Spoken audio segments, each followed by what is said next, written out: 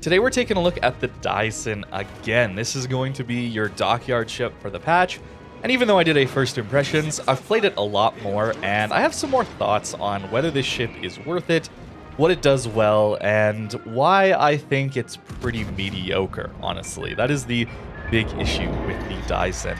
The strengths, though, gotta be in the guns. That's going to be your bread and butter in most battleships, but in this case, your reload. There's a lot of battleships with pretty decent reload, and this one for the Japanese tech tree is at least somewhat unique in that aspect, where it has faster reloading 410mm guns. And they should be reasonably accurate with 2.1 Sigma and a standard Japanese dispersion table.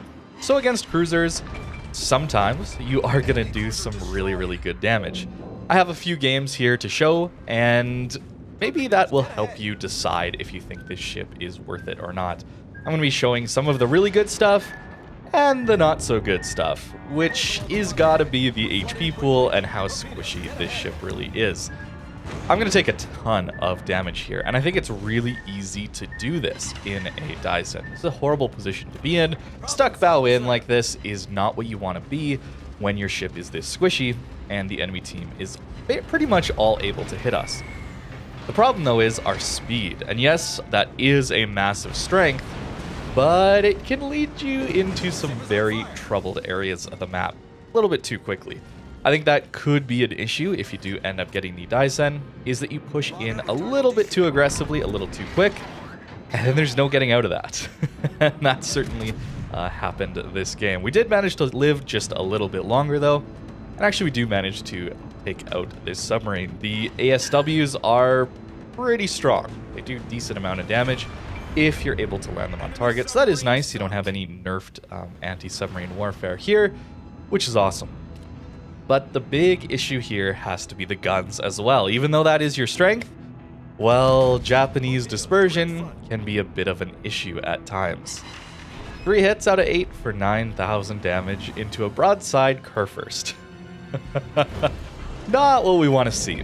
And that really comes down to Japanese dispersion on battleships has worse vertical dispersion than a lot of the other tech trees and nations do.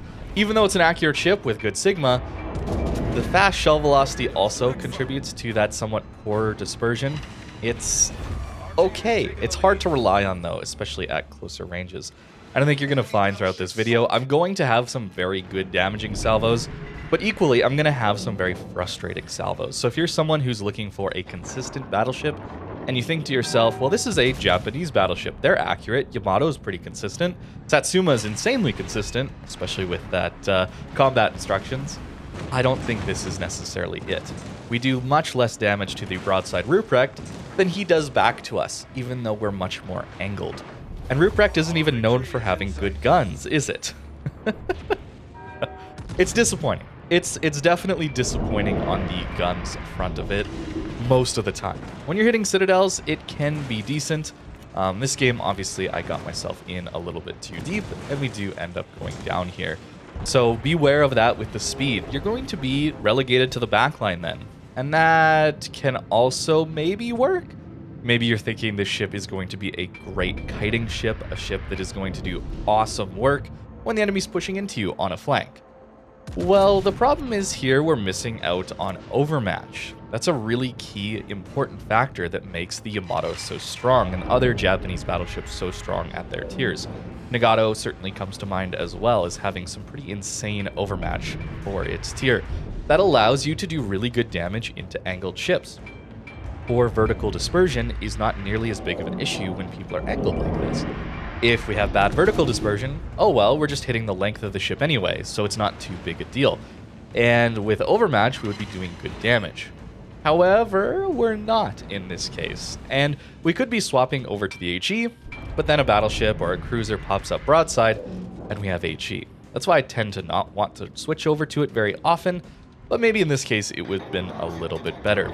The HE only has a 30% fire chance, which isn't amazing when you only have 8 shells to throw out here. I actually overlead this Iowa massively. The shell velocity is a pretty awesome strength to this ship, though. Keep that in mind. If you are struggling to lead at longer ranges, maybe you've played some of those American battleships, North Carolina coming to mind, certainly, and you don't want to lead a ton at range, the shell velocity can be very, very good here, and that will help you at longer ranges, but it's just not consistent enough for me. The speed, though, will allow us to disengage from these flanks as needed. Some battleships just don't have the speed. They'll get caught and run down, where the Daisen is fast enough that playing on a flank like this can be very beneficial because you get to control that engagement distance. I think that's a really important thing that the speed does allow us to do. And we are in a decent position here. We are just forced to fire at bow-on ships. They are respecting us on this flank, and they're focusing on the Iowa instead. Notice the Iowa is getting a lot of broadside shots in on these guys while we are not.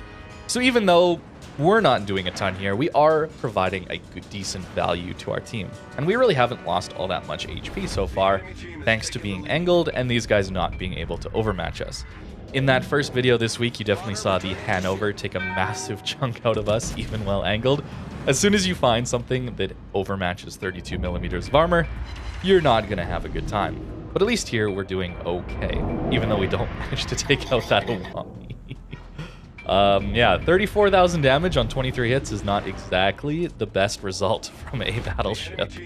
And I have brought up the Nagato comparison a little bit already, and that's kind of one of the problems here, is that you have only slightly better than Nagato guns. They have a little more pen, a little more alpha, but essentially, you have that same tier 7 battleship in 8 410mm guns. And yeah, the reload is much better, but at tier 9, the firepower certainly starts ramping up a lot more than at tier 7.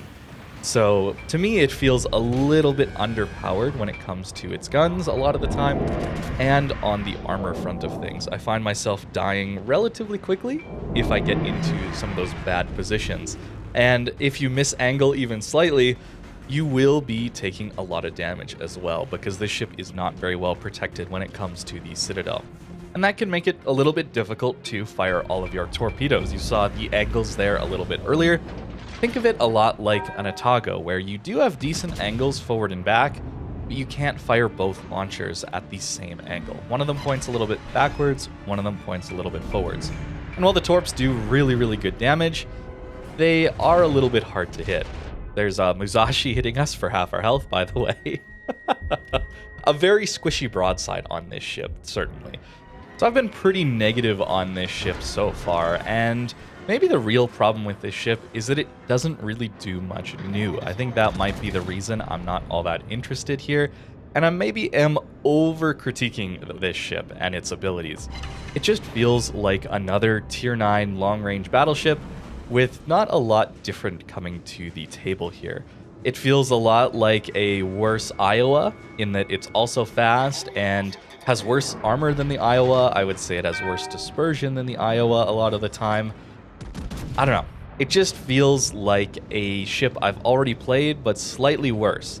And although it does do okay damage sometimes, especially when people give you a little bit of extra broadside like that North Carolina did, and we happen to get good dispersion, it just doesn't bring enough new to the table. I think that's got to be the takeaway here from me, is that it just doesn't bring that much to tier 9 battleships. So if you have a lot of other tier 9 battleships or other premiums that you want to play, this is a pretty easy skip on the Dockyard. But if you're newer to the game or you're looking for a Japanese tier 9 premium, there's quite a few of them, like I mentioned, but maybe you haven't had the opportunity to get them. Some of them have been taken out for purchase, like the Musashi, no longer available for purchase, for example. If you're looking for that, this could be a good option. As you can see, 1620k into the Montana at 21 kilometers. That big white health bar there was not all us. I think the Vermont also got a pretty good hit in there. So it can do really good damage. I think if they had given it better dispersion and given it a reduced reload, or a longer reload, I should say, I would have enjoyed it a lot more if it had just a little bit more consistency, because those salvos feel great at longer ranges. We have tons of pen, way more than enough to Citadel Montana. Even at 20 kilometers, the shell velocity is there to make it easy to line up targets at longer ranges. It could have been great, honestly, and the speed is very interesting, honestly, given that it's low armor and vulnerable Citadel. Makes it a little bit hard to play, but the speed would allow you to get into very interesting positions. So If it had a little more consistency, allowing us to land more salvos like these, I think I probably would have enjoyed this ship overall. That was back turrets only, doing nearly 20k again to that Montana. Poor Monty may be a little unlucky in this case, but it does feel pretty good when these shells do that. I was starting to think when I was playing this game that, wow, maybe this ship is starting to behave. Maybe I'm going to have a good time. Well, let's get into a brawl and see how it goes. Musashi is well angled to us, but we do pretty good damage up into his superstructure here. The torpedoes are somewhat for the Musashi, but mainly for the Kearsarge or maybe the Schlieffen that's going to maybe push in beside him. Satsuma as well. I think this Musashi is probably going to go down anyway. We do have to be careful though. That is 32mm overmatch coming out of those guns, so it's probably going to hurt if he gets a salvo. And he does. But we're okay. We're actually okay. That was the first time I think I actually had not much damage taken at closer ranges like that. So that felt pretty good. Broadside Satsuma, this is perfect. Massive above water citadel. We have more than enough pen. Or do we? Shatters and overpens. Well, we'll try again some other time, I suppose. We can go after one of the cruisers or other battleships in this case. At closer ranges like this, maybe that's where the weakness of the Japanese dispersion, vertical dispersion, comes in, and the improved shell velocity also wouldn't help things when it comes to the vertical dispersion. The ellipse is drawn on the ocean, kind of in line with the shell's impact angle, so it's a very sharp impact angle. That ellipse can be pretty vertical, especially at those closer ranges. Maybe I'm too hard on the dispersion, maybe I'm expecting too much consistency out of battleships, but it feels like I should do a little more damage in a lot of these instances, and maybe a little bit less at longer ranges. We got 18k into the broadside Satsuma at long range with just full pens, and yet here we're getting mostly overpens and shatters also, not quite able to pen that citadel. At these ranges, I think we have in excess of 700 or 800 millimeters of pen, so we should be fine, but it's not going through for some reason. Broadside Schroeder, again, this ship probably won't be doing too much damage here. The turtleback is going to be enough to dodge some citadels there for him, but at least we do get some full pens in there, and it showed decent dispersion in that case. We're getting into a tough spot, though, considering the Schlieffen has not pulled out yet. It's kind of waiting for us behind this corner, I think. So we're going to have to pull up here and hope we can live long enough to either find that Satsuma broadside or deal with this Schroeder. I will say it is nice to have the improved reload in these brawl situations. Even if you do end up missing or dispersion kind of screws you over a little bit, at least you do have a faster than normal reload, letting you try again a little bit sooner. Although I would rather have just a little bit more consistency out of the guns. The reload can be a nice thing to have. Angled here, we're really not going to take too much damage from that Schroeder. And the torpedoes are a pretty nice deterrent at closer ranges. The Schlieffen doesn't want to pull out and torp us because he could get torped back. And likewise, we're not going to walk out and get torped by the Schlieffen here. Satsuma is going to be flat broadside at 9 kilometers. We have the pen. We just need the accuracy. We're gonna die, you know, we're pretty low, but at least it would have been nice to maybe have some damage at the end of this game. Yeah, I won't lie, that salvo just sealed it for me. I do not like this ship. I do not like this ship at all. I was not very happy in the moment there. We still did 150k, that's pretty good for a tier 9 battleship, especially in super ships. But that salvo ruined it for me, I gotta say. But moving on, we continued to play even after that game, and I got into an all tier 9 game. Well, tier 9 is top tiers. We managed to crush the Helena a little bit here. Felt good in that opening salvo, the extra speed allowing us to even get to this island here for really good crossfires ahead of our cruisers. Look at that. We're ahead of our cruisers behind us even, allowing us to maybe get a decent salvo into this guy here. Not quite, but the shell velocity certainly allowed us to maybe catch that cruiser out. He was slowing down, probably assumed that we had a longer reload and our shell velocity was a little slower. That would have allowed them to duck behind the island, but we almost caught him. 20k to start with, though, is pretty nice, damaging the Helena. And now we get to shoot at a Daisen. I really hadn't had an opportunity before this, but knowing how vulnerable the Daisen broadside is, oh, I was excited. I was so excited. It's such a massive ship. A gigantic citadel. You cannot miss. You just can't. Or maybe we can. Maybe we can miss. Yeah, and then that gets our Otland killed, maybe? I'm not sure if doing more damage there would have finished off the Daisen before he would have finished off that DD. But it would have been nice to get a little bit of damage, I ain't gonna lie. So yeah, it's not consistent. Oh, a YOLOing DD. I'm going to use the wide angle torps here to get a better angle on the frontmost torpedo. I like to use this technique at closer ranges when I'm needing to angle, just in case this guy was going to cut across my bow. He does a little bit later than I thought, so we don't actually manage to get the torps in on him. But our team manages to help take him out. And even though we eat all those torpedoes, it's not the end of the world. We do manage to live. That torpedo angling trick is a great way to fire your torpedoes a little bit farther in front of you than people might expect. You only get one, really, because of widespread, but it does angle that frontmost or the rearmost torpedo just a little bit closer towards the bow or stern of your ship, which can be great, as we do no damage to the broadside Helena again.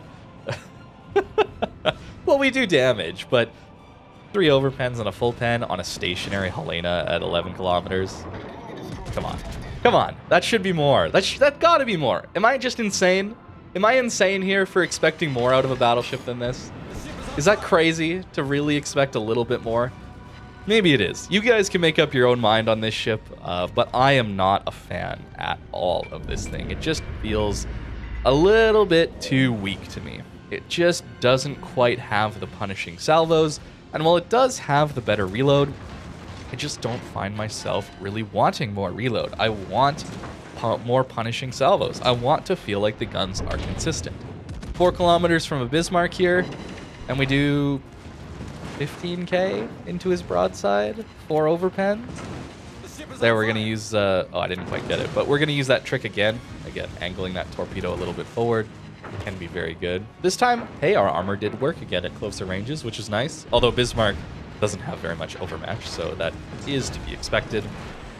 Here we go. This time, surely, Bismarck turning broadside again against us. This time, and we do. This time we do. We actually get a decent salvo there, but I just don't trust it, and I think that's the real issue here. Tier 9, of course, we can fight Tier 7s, and it'd be pretty insane if it was so reliable that we would get a really good damage into super ships all the time. And honestly, I did all right on average damage in most of these games. It did all right. But there were just a few too many salvos that I felt like I didn't get damage when I should have. As for the commander build, of course, a very vanilla build is going to suit a pretty vanilla battleship. I really want fire prevention because the ship is so long. Concealment, gonna do great here. We only have 4 heals, even with this upgrade here, emergency repair experts. That is another weakness of this ship. You don't actually have the same amount of healing as most of the other battleships are going to have at your tier. And you have a lower HP pool. So, yeah. There's a lot of weirdness here. I don't understand it, to be honest with you.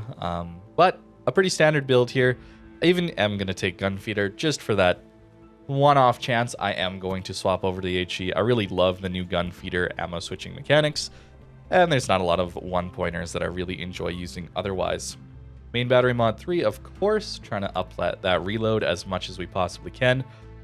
24 seconds isn't even really all that fast of a reload, let's be honest. Like, I know it's a tier higher, but Republic and Preußen get 21-second reloads, something like that. So it's only slightly better than normal. Aiming system, of course, we do want to hit as many shells as we possibly can. Prop mod is what I'm using. You could consider steering gears, but it already has an okay rudder shift, and the main problem with your turning radius, or your turning circle, is your turning radius. That's going to be the big problem there anyway, and you can't really improve that. As for the Dockyard, the cheapest way to get it is going to be one of those starter packs. I think it's 5,500 doubloons to start with. That'll get you enough phases that as long as you play a lot during the duration of this Dockyard, you will be able to build this ship and get it for that 5,500 doubloons. Otherwise, you would have to spend doubloons to finish it, and that can get pretty expensive. So that is going to be it for the Daisen, probably on this channel. I don't expect I'm going to play this ship really ever again. I don't really enjoy it all that much, and it doesn't bring anything all that interesting for me compared to some of the other ships that I do have. So let me know what you think in the comments down below. Thank you very much for watching, and I hope you have a great rest of your day.